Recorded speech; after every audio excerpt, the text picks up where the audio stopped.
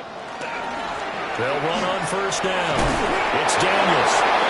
And he's going to be brought down just shy of the 5 at the 6. They'll get a nice chunk there on the first down run, and it's 2nd and 4. Brings up 2nd and 4 at the 6-yard line. Black 80, black 21. Ready. Looking to throw. Herbert. And it's caught. And tackled down after a gain of 3. Leaves him with 1 yard to go on 3rd down. Okay, so the personal foul penalty. And those are some important yards lost right there. Yeah, it all comes down to discipline, doesn't it? And every team tells us that they coach it, they preach it. In this case, it slipped a little bit. And he's going to get this back to the 3-yard line and no further. They'll say no gain on the play, and it'll be 2nd and goal. 2nd and goal at the 3-yard line. Now they'll send a tight end in motion left. They'll try to run this one in. And he takes this one in for a Bears touchdown. A great play there. His 4th touchdown on the year. And the Bears are finally into the end zone here in this 4th quarter. Now the Bears keeping the offense on the field and going for 2. 5-9. The Bears will line up for the 2-point. They'll have Herbert try and throw for it. And he's got it for the 2-point conversion. So they tack on a pair more here to narrow that deficit a bit further. So they go with a pass, and it works there on the 2-point try. Charles, just in general, what are your thoughts passing versus running on 2-point conversion? Situational? It is situational, and you have to know your team. What is your strength? Because so many people think you have to throw the ball in a 2-point conversion, but the stats will tell you that running it is about as proficient. So know your team and go to your strength. 35-yard line.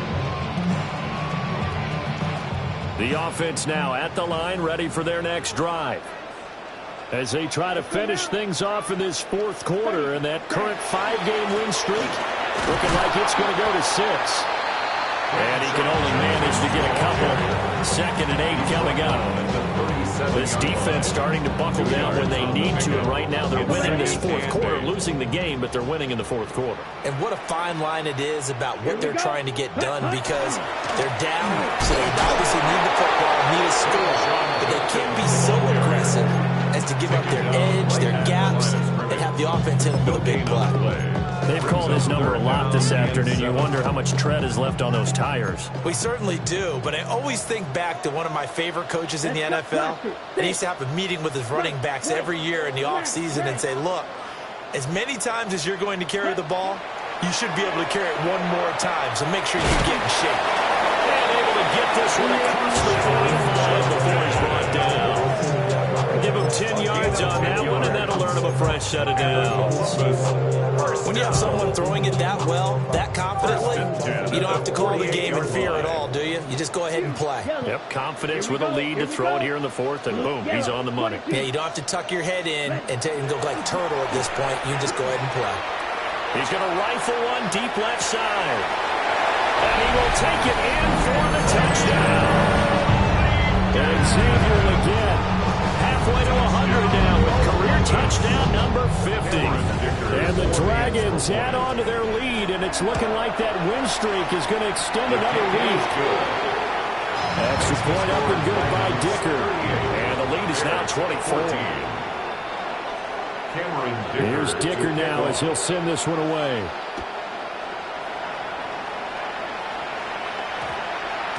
And we will not have a run back here. It's a touchback, and it'll come out to the 20-yard line.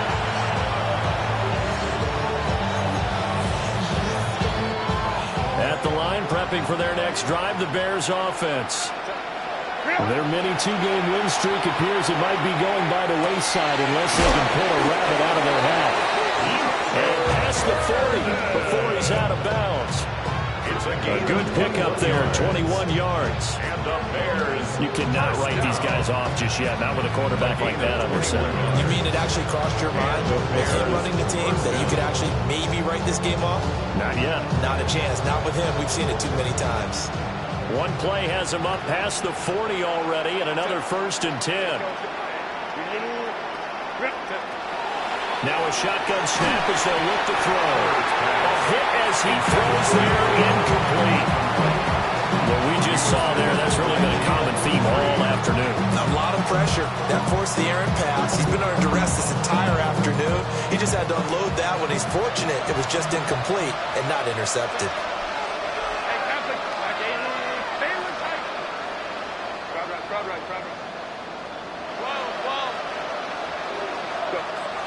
Throwing again on 2nd and 10. Herbert. Open man, right side is his running back. It's complete downfield. And he'll go down, but not before getting this inside the 30. The catch and run going to wind up netting him 33 yards. So on the other side of the field now, it's 1st and 10 as they've got things rolling on this drive. Again, he'll drop to throw. Now he's going to step up and run.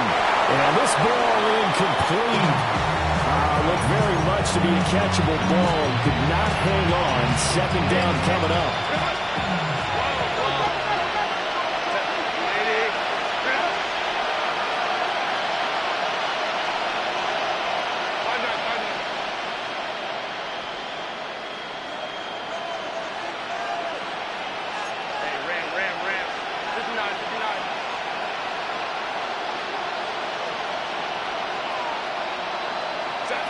A shotgun snap for Herbert. His throw incomplete. So it looked like it marched to the end zone. He's hit a momentary roadblock with that incompletion.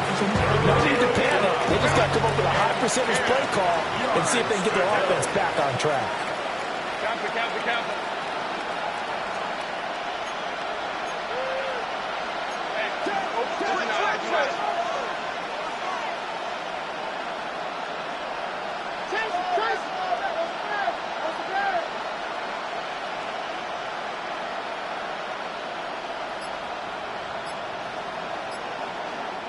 Now the Bears going to call the first of their timeouts. That'll leave them with 2 remaining. We'll be back after this. This offense was on the move. Now 2 straight incompletions have them looking at 3rd and 10. Here's Herbert. Got his man, and it's caught for a Chicago touchdown. Luther Burden, 25 yards for the touchdown. And the Bears are able to make some inroads here to that deficit. He's got them out now to a 3-score lead here in the 4th quarter after that one, CD. And well, he looked right off the line like he knew that ball was coming his way, and he secured it for 6 points. Yeah, I think when you're leading by a healthy margin already, it actually loosens you up and allows you to take maybe a few more chances and definitely play with more confidence, because he certainly saw something he could exploit in the defense and made sure to let his quarterback know, just get it to me. And the rest was all up to him, and he delivered and made it a 3-score game. At their own 35-yard line.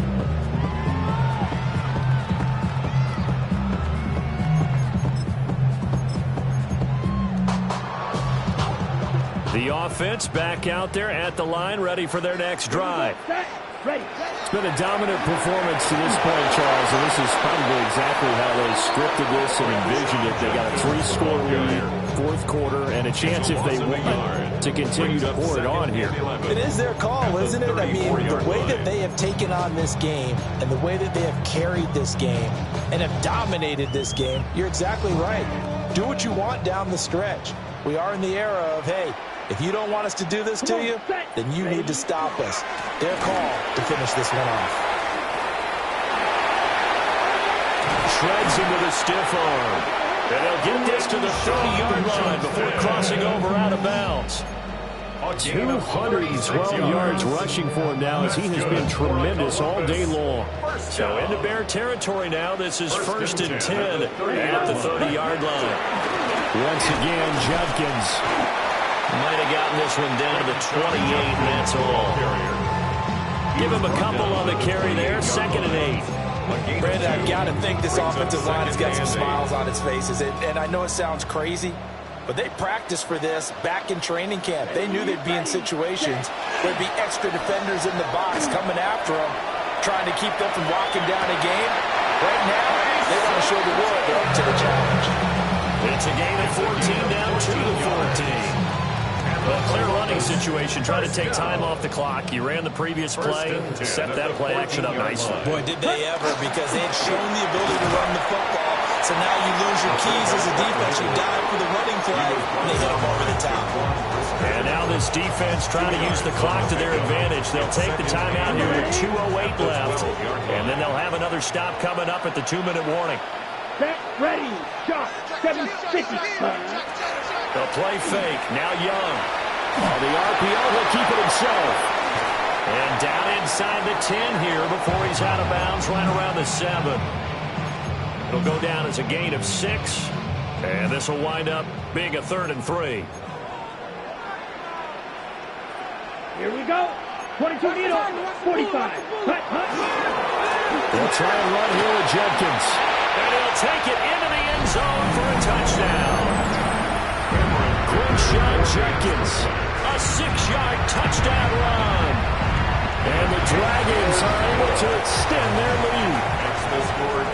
Extra point up and good by Dicker. And they open the lead up now to 25.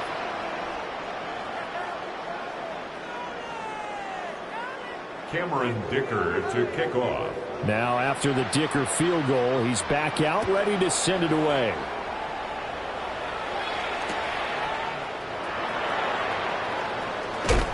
And he won't quite make it to the 25. The Bears take over first and 10 at their own 24-yard line. The Bears offense ready to go for their next drive. And just looking ahead, it would appear that that bye week is coming at the right time. They'll have 2 weeks to chew on this one, though probably not one that they want to chew on. A poor performance from start to finish.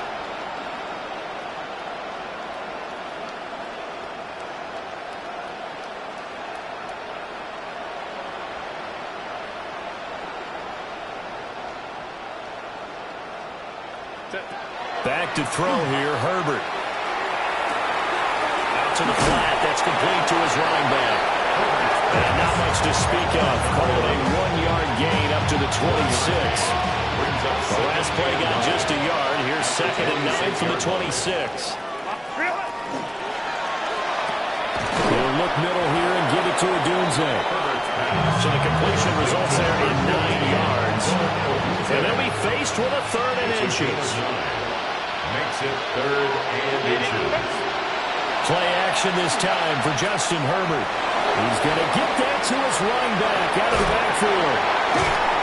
And he gets us to the other side of midfield across the 45 before going out. A gain of 22. A gain of 22 yards. First down, Chicago. From the shotgun, here's Herbert. And the throw left sideline here is caught, but they'll rule it incomplete. Couldn't keep his feet in. 2nd down. It's 2nd down and 10.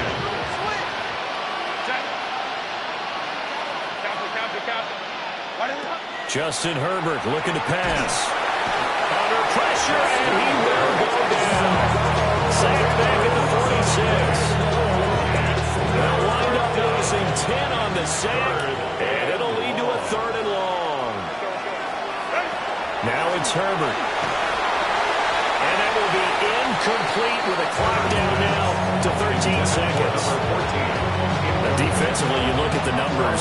Another incomplete pass that we just saw, and they're under 200 yards passing for the game, so they've done their job on that side of the ball. Yeah, recently I was actually working a game where a quarterback had a streak of 5 straight games without a 200-yard game, and that was a big time. And now look at this. Big gain, but a fumble. Well, it looks like one of the DBs has it. And he's able to get it back to the 41-yard line. And I don't know that that fumble's going to matter a whole lot. You look at the deficit here in the 4th. It doesn't matter. The coach on the sideline still scratching his head. Yeah, not only scratching his head, but probably writing a note or two about, we're going to address this come practice next week, because maybe that's the reason we're down this far. Doesn't matter at this point, but being sloppy throughout the game, not going to help him improve. That's complete right side to Kmet. And he'll be out of bounds just shy of the 40. This is a quarterback that's already in the top 100 all-time in passing yards, but that last throw going to move him past Roger Staubach on the all-time list. Roger Charles at 22,700. Don't forget, he also won 2 Super Bowls, played from 1969 to 1979. And I would dare say Roger's numbers would be larger, but remember, he had a commitment to the Navy. For graduate of the Naval Academy, back then you had to serve your 5-year hitch before you could go on and join the NFL. And he gets this one inside the 15, just a yard or 2 shy of the 10.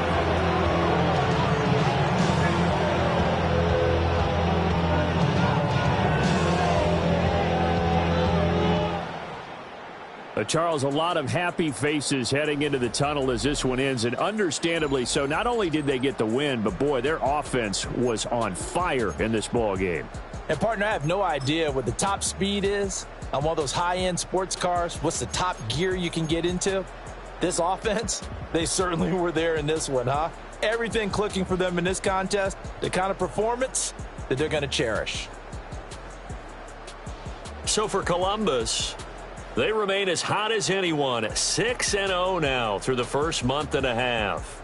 And they will hit the road next week. Meanwhile, for Chicago, the loss here will move them back to 500 at 3-3. And now they'll head to the bye week as they'll be back in action in Week 8.